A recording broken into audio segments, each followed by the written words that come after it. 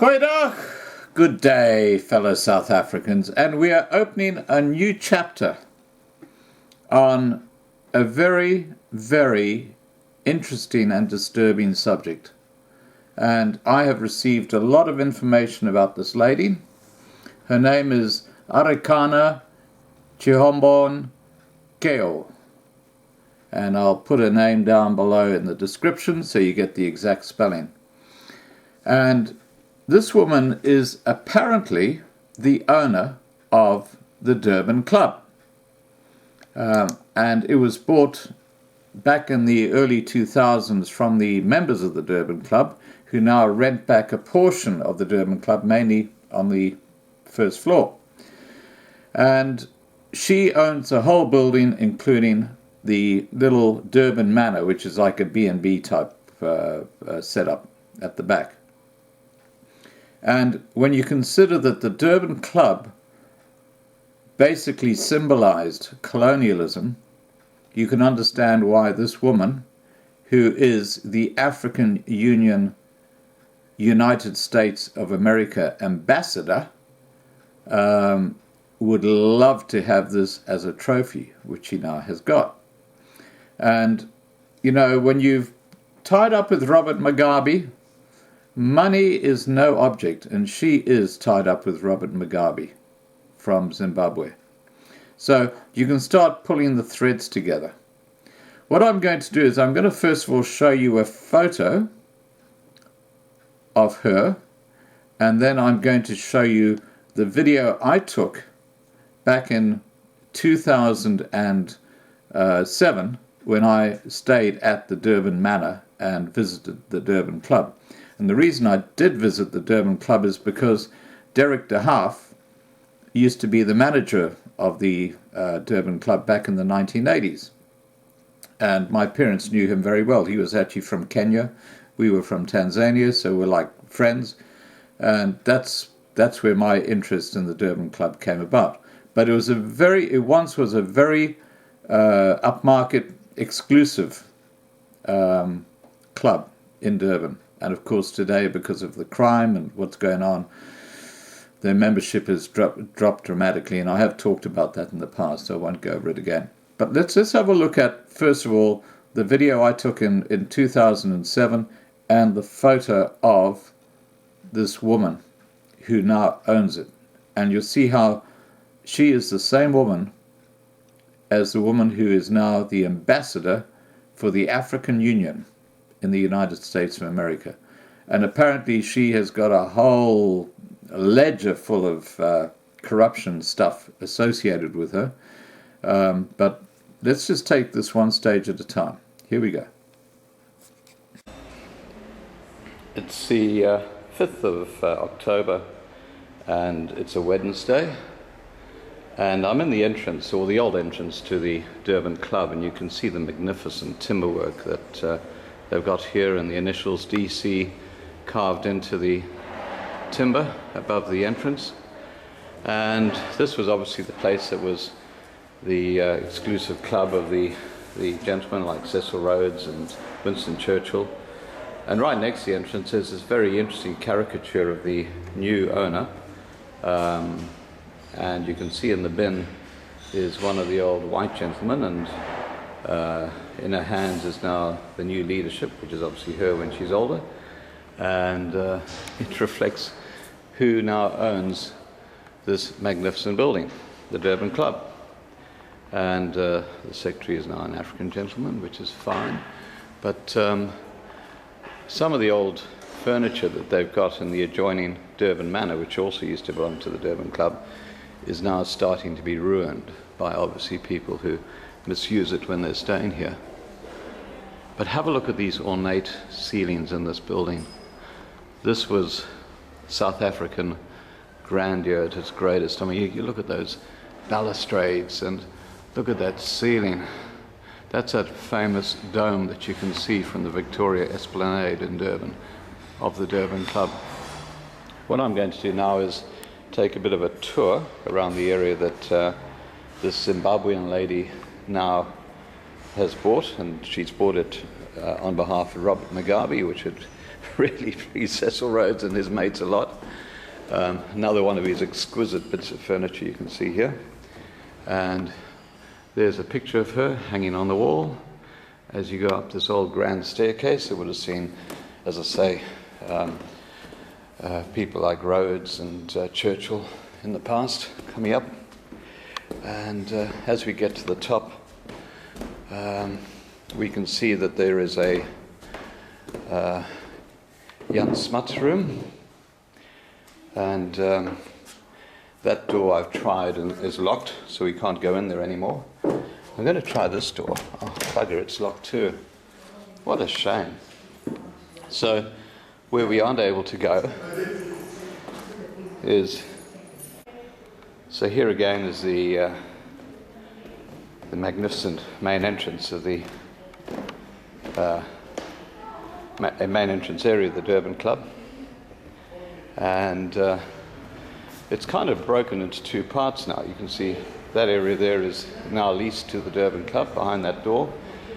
Apparently where I couldn't get in just now is also the area leased back to the Durban Club, and that's why you can't get in there either. I'm inside the gents' toilet. I won't tell you what I'm doing, but this is in the section bought by the Zimbabwean doctor, and you can see there's not much maintenance going on even in the toilet, although it is clean, I would confess. How's that for a no smoking sign?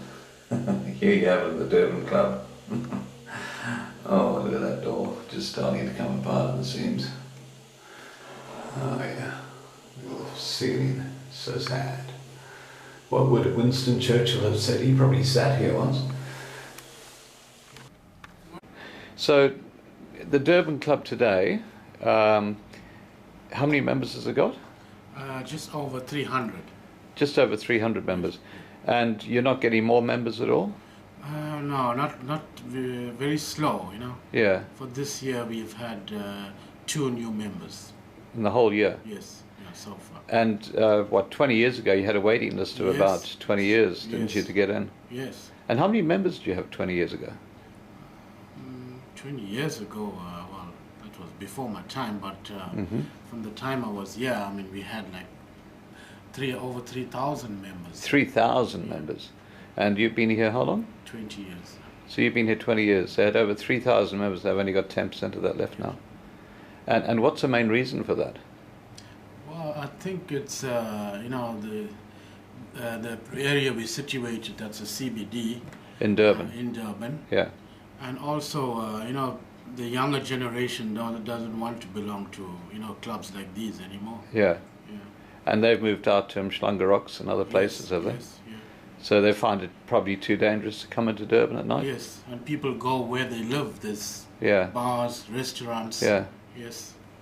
That's sad, isn't it? So I believe the club has actually been sold off to a Zimbabwean doctor. In 2003, yes. And now what's happening is that you lease back just this portion? Yes, a 99-year lease. Yeah. Yeah.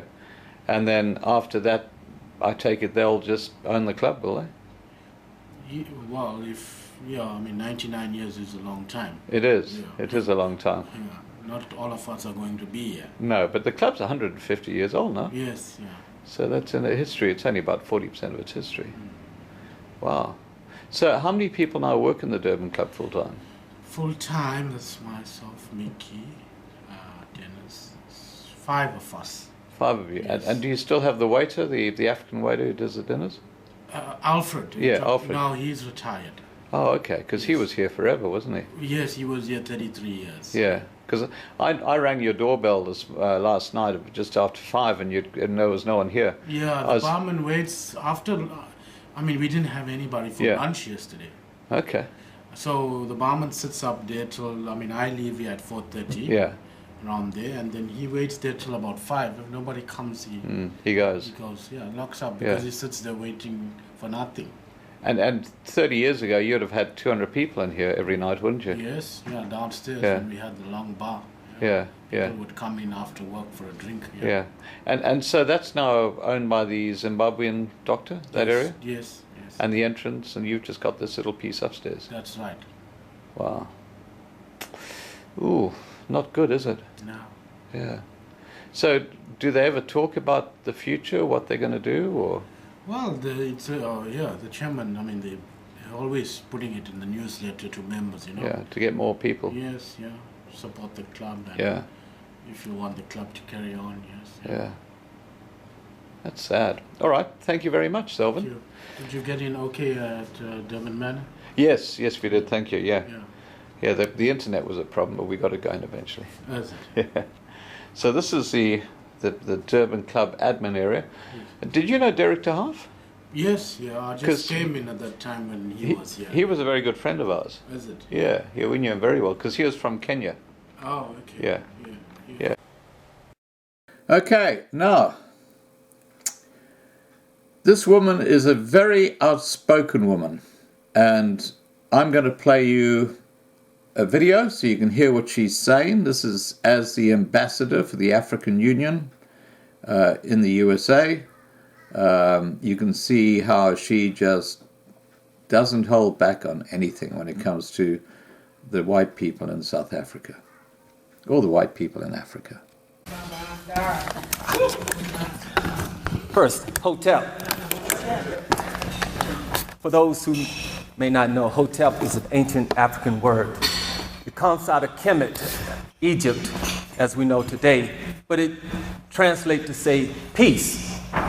So we all come together here today in the spirit of peace. Is that right? Yes. Now, oh, come on, huh? Y'all. I know, that's tight. Yeah.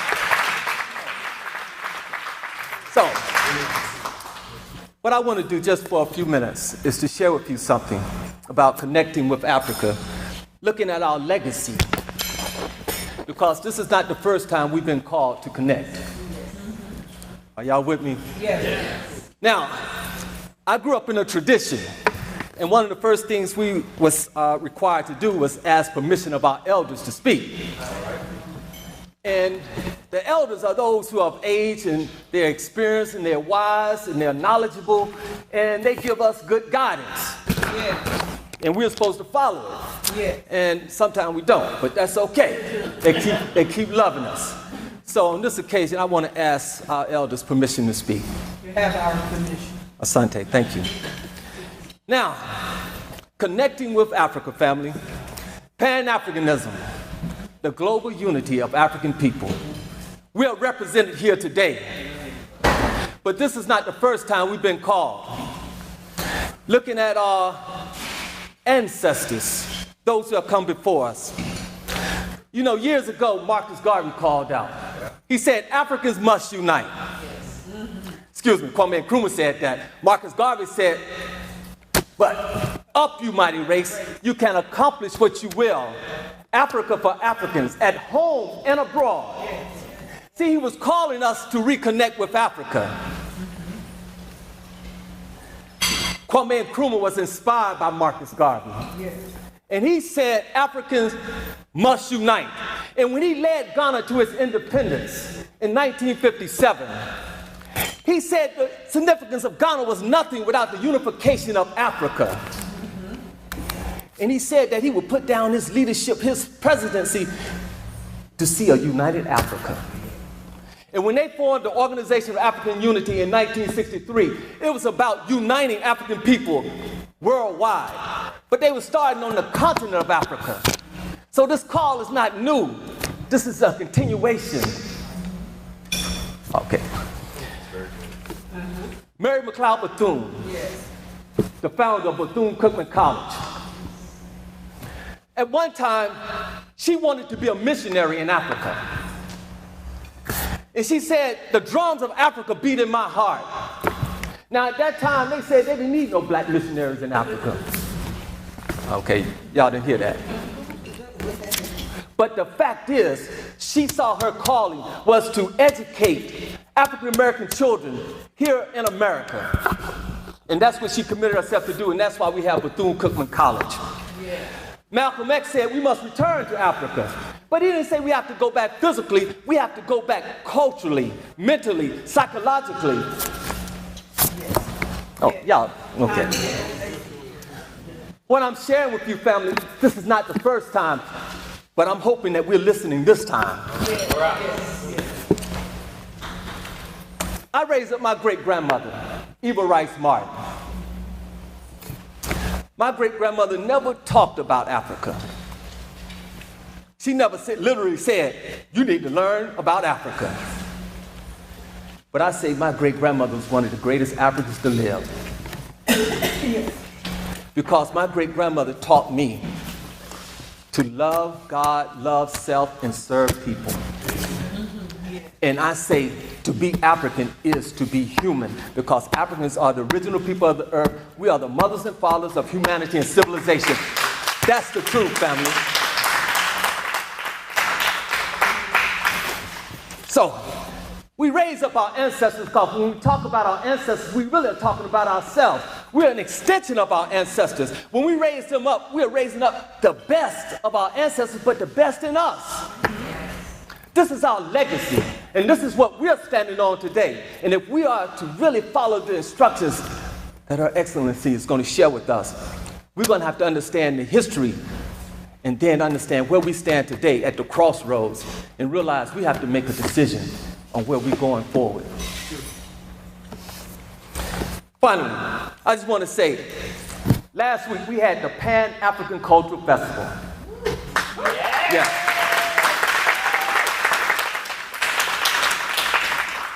And it was the 4th Pan-African Cultural Festival. We had representation from Nigeria, from Ghana, from Cameroon, from Congo, from Barbados, from all over. We had African representation. And we celebrated our rich cultural heritage. But we also had a very serious dialogue in the Pan-African conversation. And we talked about getting past the illusion so we can get to the reality of who we are as a people. And when we sat down, we had this conversation, we started to understand that that's me. I'm talking to myself, because we're all connected here. And when we had that conversation, it started to open up a pathway for us to learn to respect each other, to love each other, hopefully, and ultimately to work together to build a greater future. Family, today is just another step towards that greater future for us. We must unite. We must come together. We must reconnect with Africa. And we must build greatness, because we come from greatness. Good afternoon, everyone. What a wonderful day. We are very honored to welcome Her Excellency Dr. Arikana Chihombori Quao, African Union Ambassador to the United States. It is truly an honor to have you in our city. Thank you, Yadi leaders, Matt Marketing, ACU Public Relations, for the support for this historic visit from the Ambassador. And thank you, Your Excellency, for visiting our city to promote good relations between the United States and the African Union. We look forward to hearing about the African Diaspora Investment Fund, the Wakanda One Project, and other initiatives spearheaded by the African Union for the betterment of the whole continent. Your lifelong commitment to improving healthcare systems and promoting women's rights around the globe is nothing short of inspiring. This event is a great opportunity for us to express what our San Antonio values are, and their international values, their global values, and their values of compassion and understanding. It's also a great opportunity to inform and activate our own African diaspora at the local level to exchange global development. And Tommy spoke quite a bit about the great exchange and the DNA of San Antonio, which is quite continental. We pride ourselves in being a diverse city, a welcoming city, focused on resilience, on compassion, on equity. We're fortunate to have large communities in our city that hail from Eritrea, Ethiopia, Nigeria, Ghana, Morocco, Somalia, and so many other countries. Our city is home to many African transplants that are the leaders of our economy and our small business community, medical, legal, tech fields, as well as prominent African American business leaders. Moreover, several of our own city staff executives who work to make our city a better place to live, work, and play also hail from those countries that I just mentioned. And of course, they're active contributors in our city's progress as we plan for the great future that is here in San Antonio. San Antonio's own sister city relationship with the great city of Windhoek, Namibia, which came into being in 2016, is greatly cherished in our community. And I know many of you have leaned into ensuring that that is not just a symbolic partnership, but one that bears fruit for many generations. From water exchanges to educational collaborations and rich cultural activations, we've enjoyed good exchanges over the last 3 years. And I would say that one of our very own, Shokare Nakpodia, is the leader of an organization called Dream Week, which is inspiring cultural conversations that we hope can be modeled around the world. In order to face global challenges, it's important that we also frame conversations at the local level and continue the dialogue with our neighbors.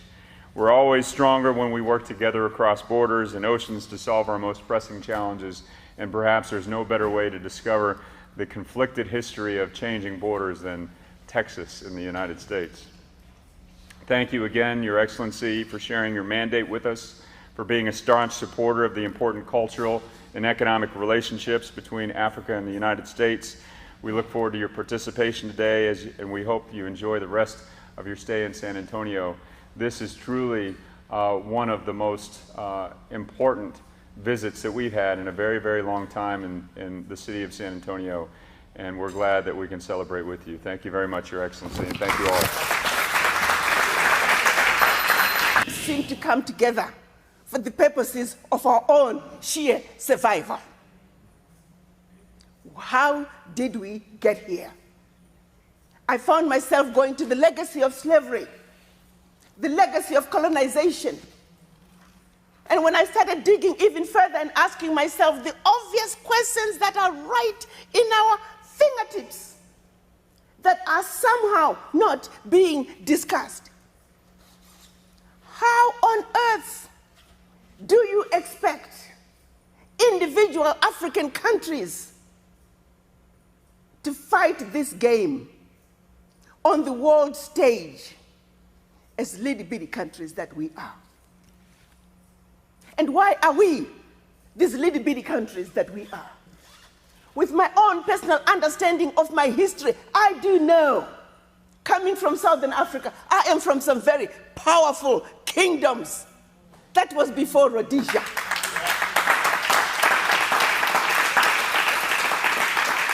That was before South Africa. We were powerful kingdoms. That's who they knew us to be. When did we become these little-bitty countries? Thanks to the Berlin Conference. You see, the colonizers had been coming to Africa for over 700 years, starting with 300 years of the Portuguese, followed by 400 years of the other colonizers. They were coming into Africa in a very haphazard way. We heard about this amazing continent with everything that we need, and everybody is packing their bags and running to Africa. So you see Mr. Frenchman over here. He stole from the Africans. Then here comes Mr. British over here. He now starts stealing from the Frenchmen what the French have stolen from the Africans. And before you know it, here is Belgium, now stealing from the British what they have stolen from the French have stolen. Before you know it, they're fighting each other. Fighting over how to distribute the loot from the Africans. So pretty soon they were getting ready to have a European war on the African soil. The then Chancellor of Germany, Bismarck, realizing they're getting ready to have a European war on the African soil, called his sidekick, who by then was having havoc in the Congo, King Leopold. He said, let's bring all colonizers together. Let's meet in Berlin, Germany. Let's organize ourselves so we can effectively loot from these monkeys. So it was in 1884, from November to 1885 in February, they met in Berlin, the colonizers, not to see to it that Africa prospered. They met in Berlin to organize themselves so they could effectively loot from the Africans. They also met for another reason. They also met to organize themselves so they can make sure that Africa and her children are forever defeated and dominated. I repeat, 135 years ago, they met to organize themselves to see to it that Africa and her children on the continent and abroad are forever defeated and dominated. 135 years later, 2019, nothing has changed. Berlin Conference gave us countries like Gambia, Djibouti, Burundi, Central African Republic, Togo, Lesotho, Eswatini. The list goes on. As a matter of fact, all African countries. And they did one more thing. They took all these little bitty countries. They had this great big old map of Africa across from them, strategizing. The more powerful the kingdoms were, the more they got along together, the more countries that came out of there, and the more languages that came out of there. Picture yourself driving from Zambia. You're speaking English. And pretty soon you are in Angola. You're speaking Portuguese. And pretty soon you are in DRC. You're speaking French. Pretty soon you are in Equatorial Guinea. You're speaking Spanish. Pretty soon you are in Cameroon. You're back English. Northern Cameroon, French. Pretty soon you are in Nigeria. English. Who does that? This was all by design to cause maximum destruction of a people. Give it a generation, the people who used to be one will not even know that they were related. History tells us that a husband and wife went to bed in Zambia. When they woke up, the wife was in Zambia and the husband was in Malawi. That's how arbitrary the divisions were. The divisions were done in Berlin, while the Africans were on the continent minding their own business. All to see to it that Africa and her children are forever defeated and dominated.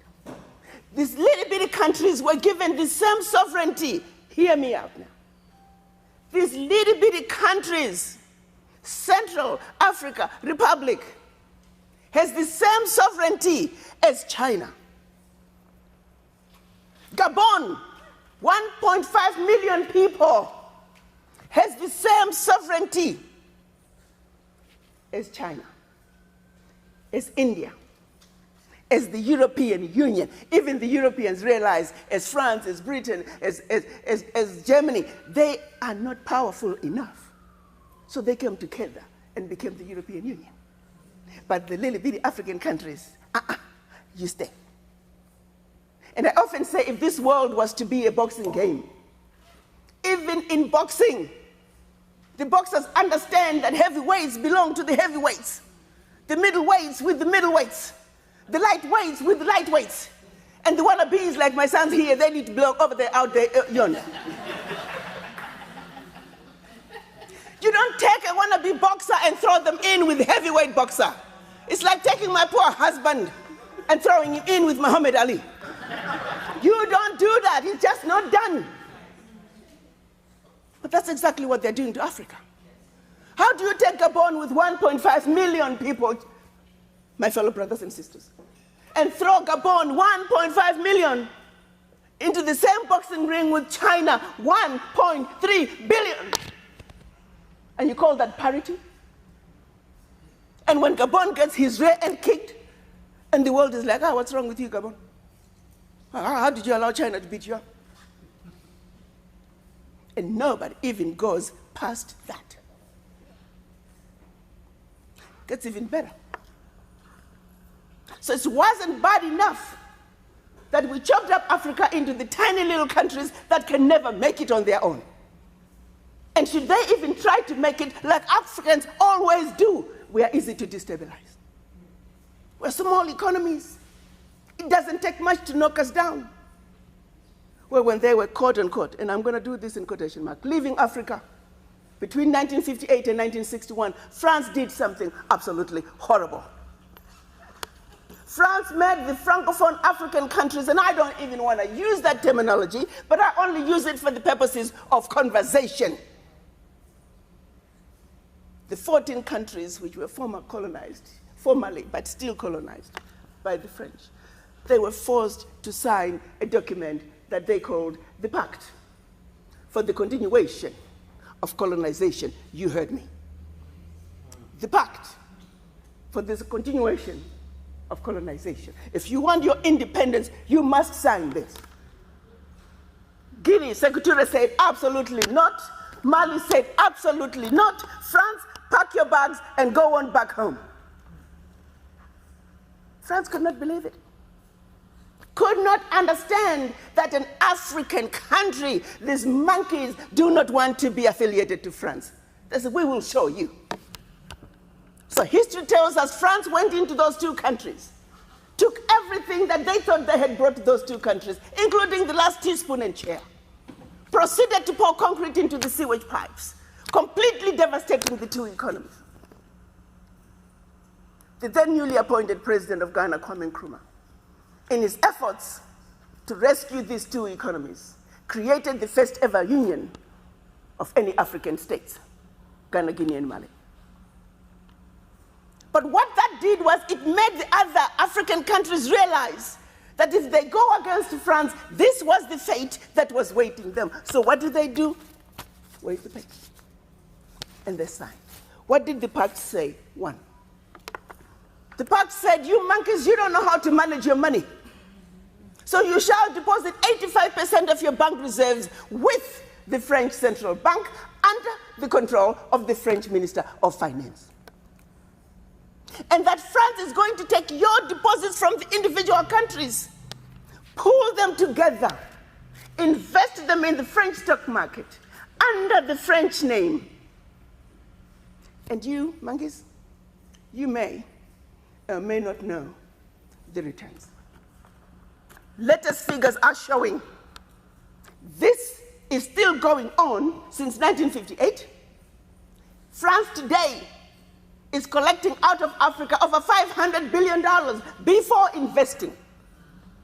And when they finish investing this money, for every 14 billion out of Africa, they're recognizing over 300 billion. Now do the math.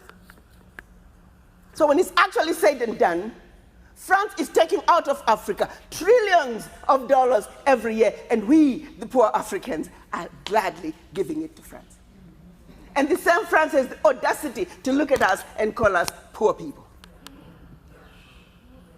1958. They went further with the pact. You see, we will also print your own money. We will print your money for you. They instituted what they were calling the CFA, special currency for the African countries, and that only France can print that money for you. They went on to say all the contracts, large contracts, public and private, French companies have the first right of refusal. All your minerals discovered, yet to be discovered, France has the first right of refusal.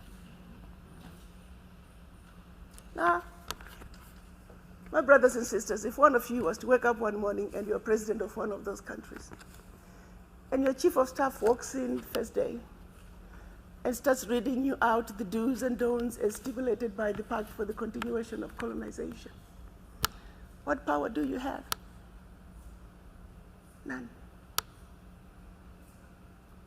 And the same countries that are stealing from Africa, they have the audacity to look at Africa and say, Africans, what's wrong with you? Why can't you all take care of yourselves?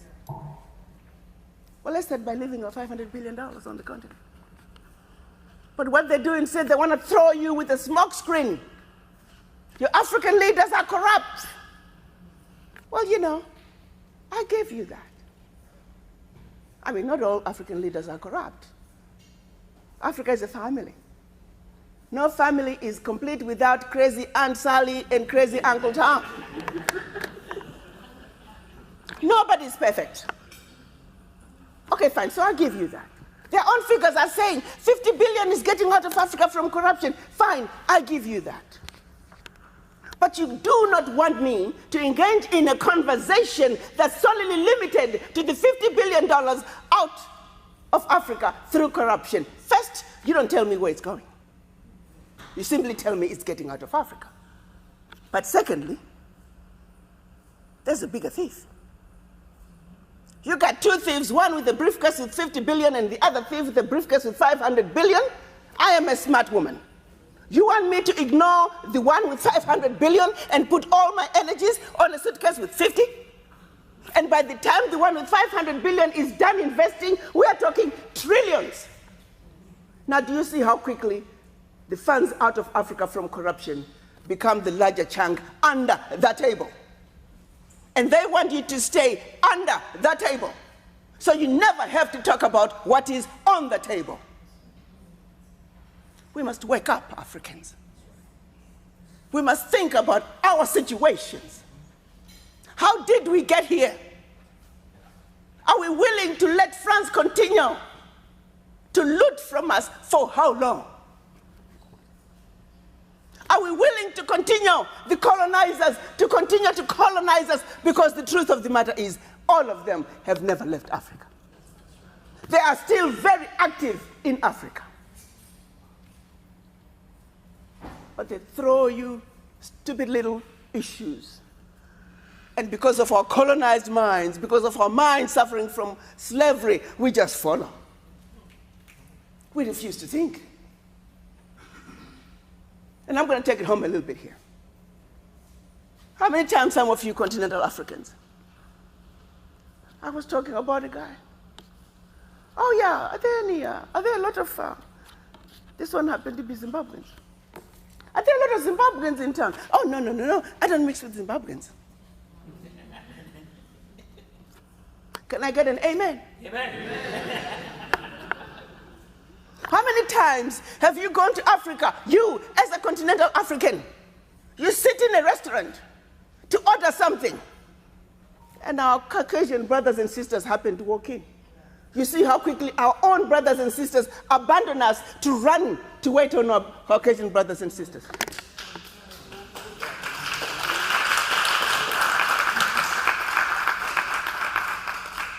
So yes, we have issues with France. Yes, we have issues with the former colonizers. But also, yes, we have issues of the mind.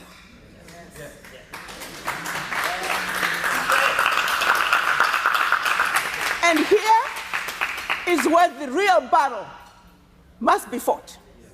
And until we wake up and have a serious conversation with the image in the mirror, nothing, zero, zouch, is going to change in Africa, and nothing is going to change our circumstances. So we must wake up and be very realistic about who we are and have a serious conversation with the image in the mirror. And ask yourself some very hard questions. Am I colonized? Am I suffering from the legacy of slavery? And if so, how do I remove the shackles of the mind? And that's for you to deal with on an individual basis. Nobody can fight that battle for you. No amount of education can assist you with that. The question is, are you sick and tired of being sick and tired?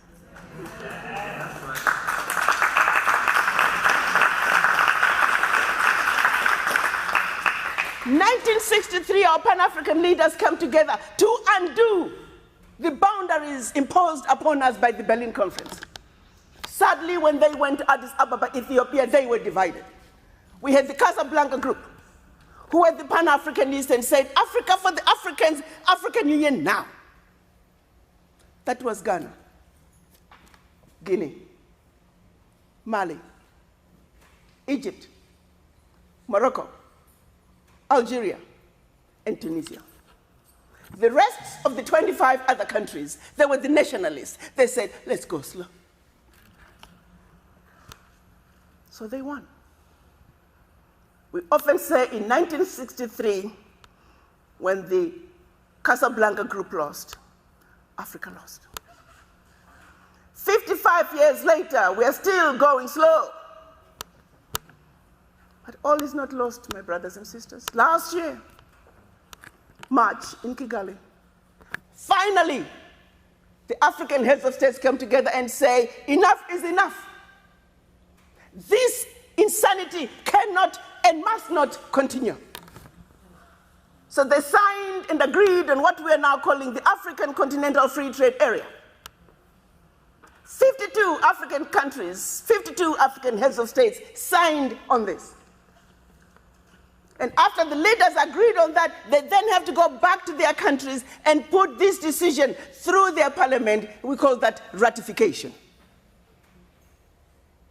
Out of the 52, they only needed 22 countries to ratify. But I have to tell you, the world never thought it was going to happen. There were some, they told me personally, Ambassador, this CFTA, it's going to be a piece of paper in a drawer. Ratifications, they take years, this is never going to happen. Well, there's a will, there's a way. March 2018, the heads of states agreed on the decision of the African Continental Free Trade Area. March 2019, exactly 12 months later, the 22nd ratification was deposited to the African Union. Hallelujah!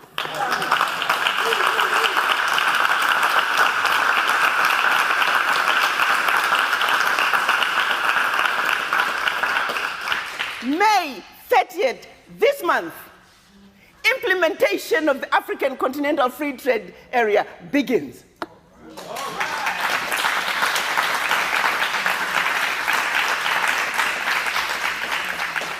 Also last year was an amazing year, and we must give credit where credit is due. The heads of states came together again, 2018. For the African Continental Free Trade Area to succeed, the children of Africa must be free to move and live and work where they choose on the continent. They signed what they call the Protocols for the Free Movement of People.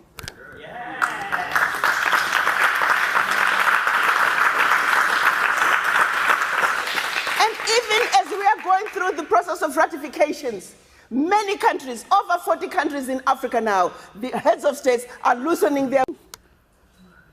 So as I stand here, I want all of you to know that what you have been hearing about Africa, take off those lenses that are jaundiced. Take off those lenses that are old. Let's look for the lenses that makes you look at your Africa with 2020 vision. It is a new day in Africa. Yeah.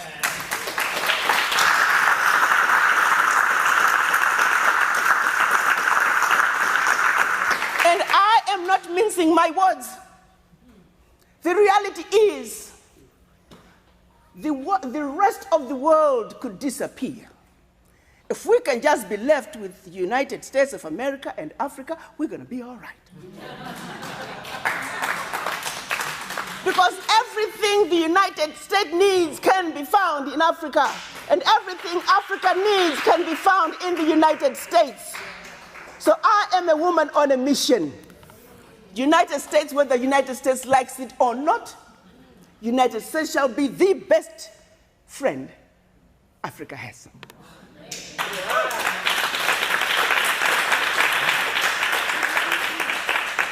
Whether we like it or not, Africa and the United States are married.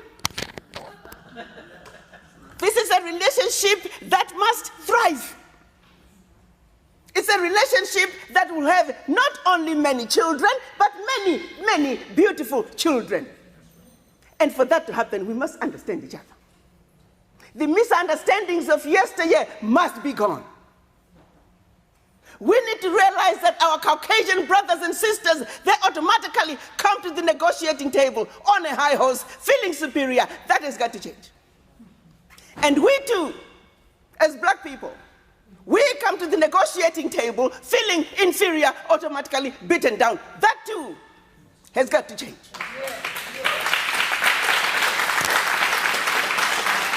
We are running parallel to each other. If we're going to be married, there is no conversation running parallel. My Caucasian brothers and sisters, please get off your high horse, come down. And we need to realize we're just as good as anybody else. Let's rise up. And somewhere in the middle is the way we meet. And it is in the middle that we are going to have serious, meaningful conversation that's going to make this marriage be what this marriage is supposed to be. I'm on a mission. And I have no doubt in my mind that together, looking at our Africa with clear vision, understanding the purpose, realizing that we have vacated a very important place that belongs to Africa, and agreeing that we must take Africa to that place and let Africa occupy her place.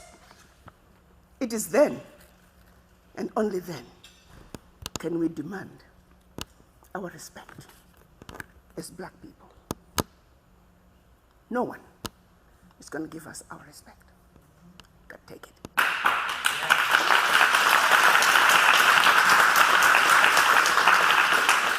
And allow me to give it to you men. Because you, as black men, you have let us down as your wives. You have let us down as your sons and daughters. What have you done to fix this? Nothing.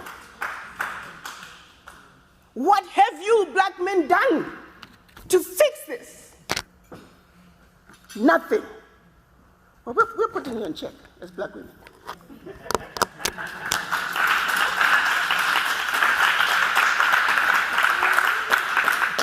You fix this or we're taking over.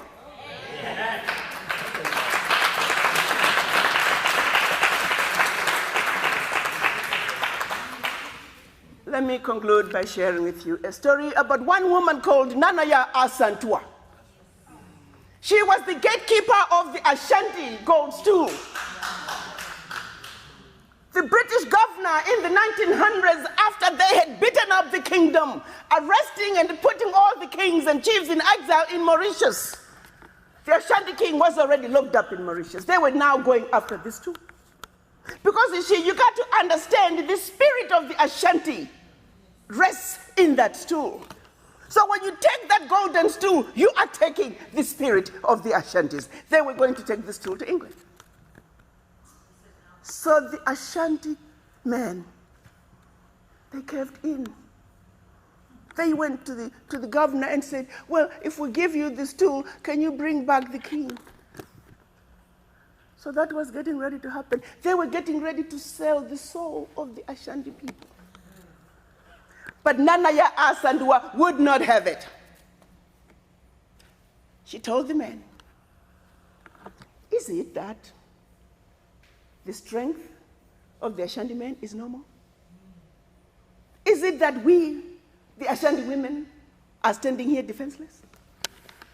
She says, this stool is not going anywhere. And if you men do not fight to defend this stool, me and my fellow women shall take up arms, and we will fight till the last one of us is gone. So she shamed the men, who then took up the arms and fought the British and saved the golden stool. Come on, girls, let's save the golden stool.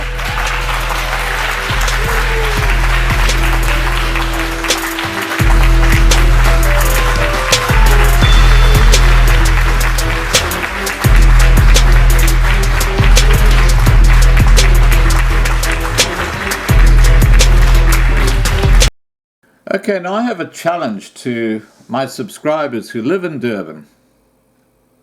The challenge is quite simple. You know where the Durban Club is. It's in the Esplanade. There's parking along the sides of the roads there. I would like a couple of you guys, or one of you guys, to go into the Durban Club with a video camera, go in through the main entrance, and you'll see the black and white marble floors, and you'll see that picture which I've showed you of this African Union ambassador dumping white people into the bin.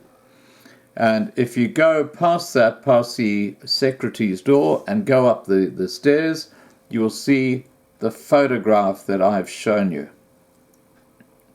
And, you know, I just want confirmation from somebody on the ground in Durban, because I know this to be a fact.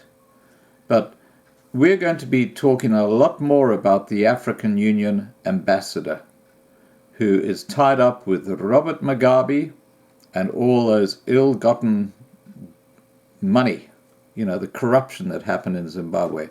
Now she's claiming to be the advocate for Africans in Africa. What a joke. Now here comes the hypocrisy of the African Union ambassador. If you were so against colonization as you claim to be in your speeches, what the heck would you be doing associating your photo and your name with one of the symbols of colonization, the Durban Club in Durban? What a joke. You're a complete disgrace. You know what you can do, ma'am? You can pog my horn. Yeah. Stick that in your pipe and smoke it.